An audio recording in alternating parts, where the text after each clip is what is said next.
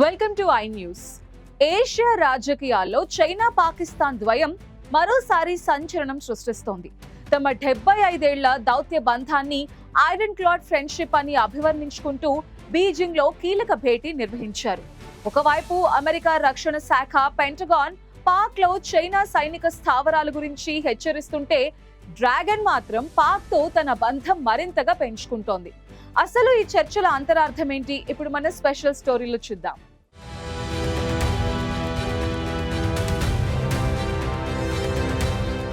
ప్రపంచ పరిస్థితులు ఎన్ని మారుతున్నా చైనా పాకిస్తాన్ల మధ్య ఉన్న విడదీయలేని బంధం ఇప్పుడు అంతర్జాతీయంగా చర్చనీయాంశంగా మారింది. బీజింగ్లో జరిగిన చైనా పాకిస్తాన్ విదేశాంగ మంత్రుల వ్యూహాత్మక చర్చల్లో ఇరు దేశాలు తమ స్నేహ గీతాన్ని మరోసారి ఆలపించాయి. అంతర్జాతీయంగా అస్థిరత నెలకొన్నప్పటికీ పాకిస్తాన్తో తమ సంబంధం ఇనుప కవచం లాంటిదని చైనా విదేశాంగ మంత్రి వాంగ్ యి గర్జిస్తున్నారు.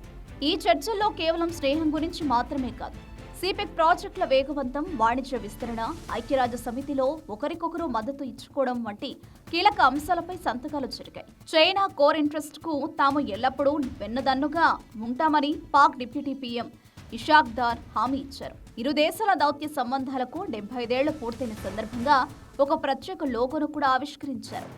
అయితే ఈ స్నేహం వెనుక ఒక భయంకరమైన వ్యూహం ఉందని అమెరికా రక్షణ శాఖ పెంటగాన్ సంచలన నివేదికను విడుదల చేసింది. ప్రపంచవ్యాప్తంగా తన సైనిక పట్టును పెంచుకోవడానికి చైనా ప్రయత్నిస్తోందని, అందులో భాగంగా పాకిస్తాన్లో అదనపు సైనిక స్థావరాలను ఏర్పాటు చేయాలని డ్రాగన్ యోచిస్తున్నట్లు పెంటగాన్ హెచ్చరించింది.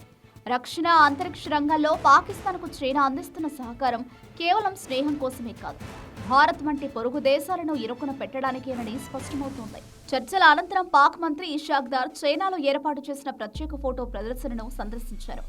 75 ఏళ్ల దౌత్య ప్రయాణంలోని మైలురాళ్లను అక్కడ ప్రదర్శించారు. చైనా తన ఆర్థిక అవసరాలను తీరుస్తుందని పాక్ ఆశపడుతుంటే, చైనా మాత్రం తన సైనిక ఆధిపత్యం కోసం పాకిస్తాన్ భూభాగాన్ని వాడుకుంటోంది. ఈ ముసుగులో ఉన్న మిత్రత్వం ఆసియా ఖండంలో ఎలాంటి కొత్త ఉద్రిక్తతలకు దారితీస్తుందో వేచి చూడాలి.